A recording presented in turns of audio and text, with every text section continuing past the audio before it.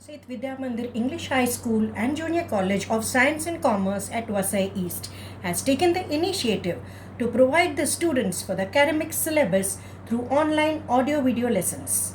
I, Mrs. Archana Batija, teaching English for Standard 10th Maharashtra Board. Students, today I present you the topic Unit 4, Lesson 4, the poem The Height of Ridiculous. Welcome students to this form of literature. Earlier also we have read in the lesson Luncheon as a genre of comedy. What is comedy actually in literature? Comedy is a genre of fiction that refers to any work, poem, story intended to be amusing and bringing laughter and entertainment. It can be through any medium, students. It can be a film, theatre, television or a book. There are many forms of comedy in English literature. As students of literature, you should know. Satire, parody, comedy of manners, romantic comedy, black comedy. You can also find out the authors written on these topics. It is indeed an interesting genre. Coming to our poem, The Height of the Ridiculous. Let us discuss first about the title. It is a simple title, one that means that an ordinary incident, it turned out to be beyond limit, to become entertaining to an extent that someone could die. So it is a beyond limit, in a simple incident that goes beyond the level, that is the height and the ridiculous aspect of the title. Let us have some insight about the poet. Oliver Wendell Holmes Sr. was an American physician, poet, author, and teacher. His famous works are The Guardian Angel, the Breakfast Table series. Holmes was a medical reformer. He also served as a physician, professor, and an inventor. Holmes was known for his humorous writings. Wendell Holmes has given the central idea through the poem. The poem is an entertaining, humorous incident. Once being in a cheerful mood, the poet writes some lines in the form of a poem. So students, the poem is in the narrative form. The poet himself has composed some lines. On reading his own lines, he felt that his readers would enjoy, and hence the poet asked his servant to publish it.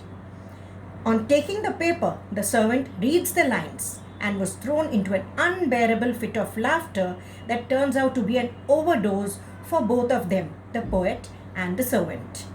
The theme of the poem is the poet's skill of writing to an ordinary incident in a poetic form. Indeed, when you read the poem, you understand the element of the skill of the poet's writing.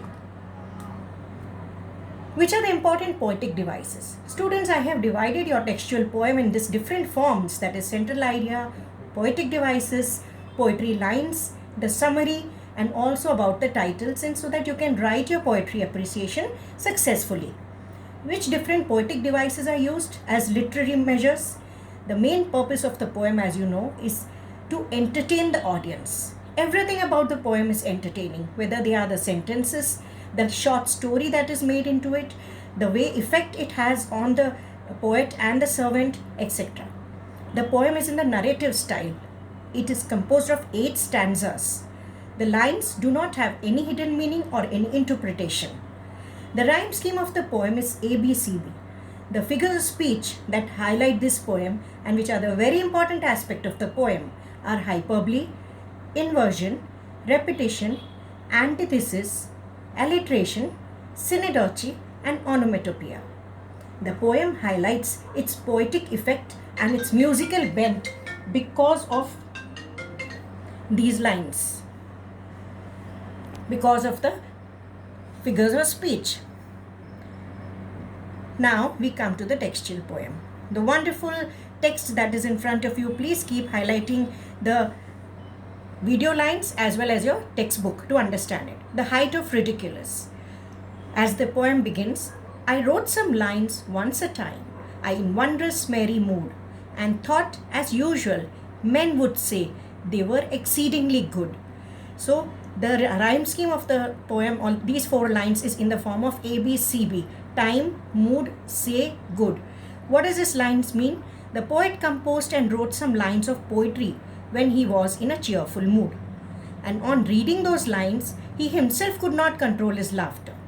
Therefore, he felt that his readers would also enjoy and praise his work. He thought that the lines were exceedingly good. So, which figure of speech is this? They were exceedingly good. It is exaggeration, that is hyperbole. The second stanza. They were so queer, so very queer. I laughed as I would die. Albeit in the general way, a sober man am I. The poet praises his own lines, and in the repetitive form of the sentence, they were so queer and so queer, he feels that they were so interesting that he himself would laugh, and so would his audience, his readers. He says that they were so strange and interesting that he himself would die out of laughter. Although in the general way, he was a sober man, but the lines were so interesting. I called my servant, and he came.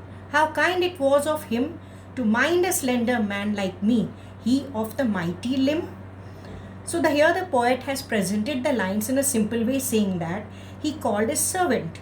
The poet compares his own appearance, being slim and slender, and the servant's appearance, that he was stout. The poet has used the word limb for the servant. What does this sentence signify, students? He of the mighty limb.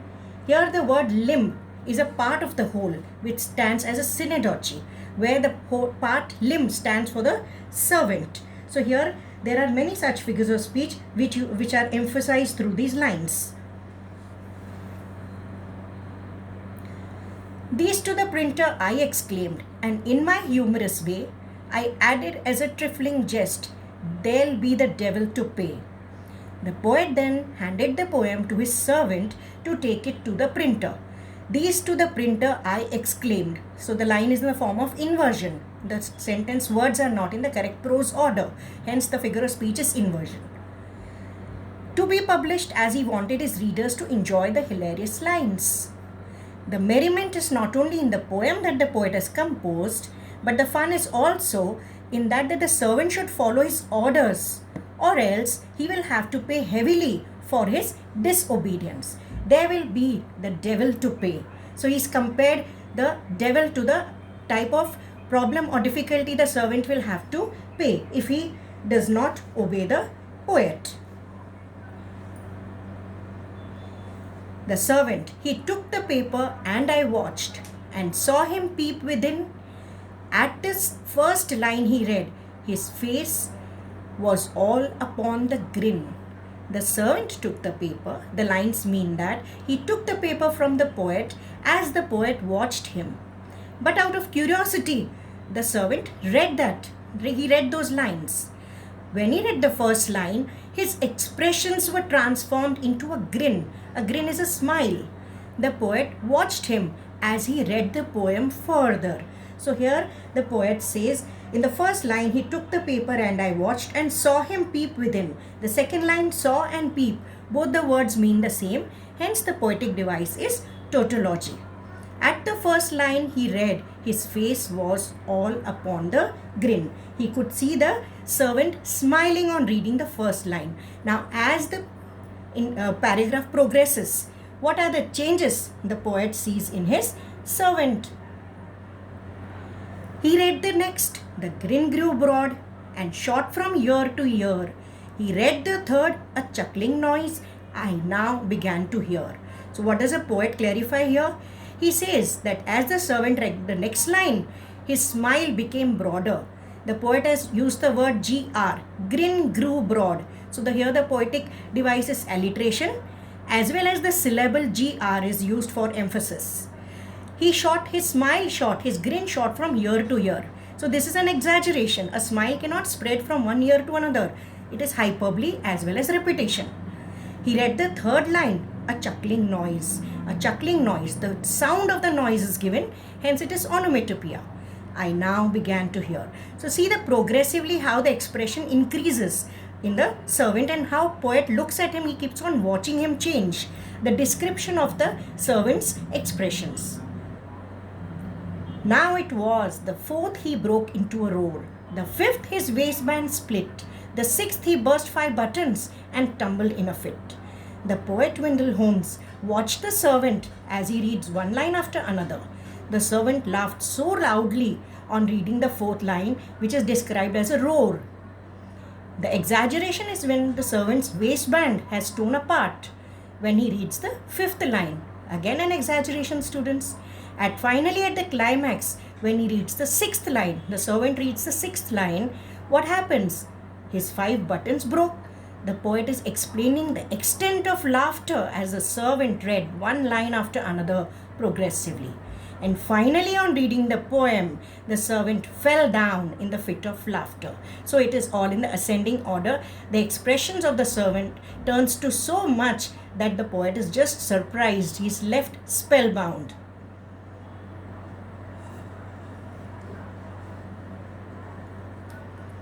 "10 days and nights with sleepless eye, I watched that wretched man. And since I never dare to write, as funny as I can." So this is the last paragraph of the poem, students.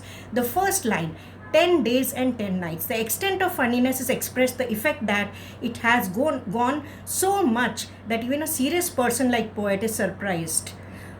Both of them become miserable to so much of an extent that you cannot imagine. For 10 days and 10 nights throughout, the servant has been laughing and the poet has been watching him. I watched that wretched man.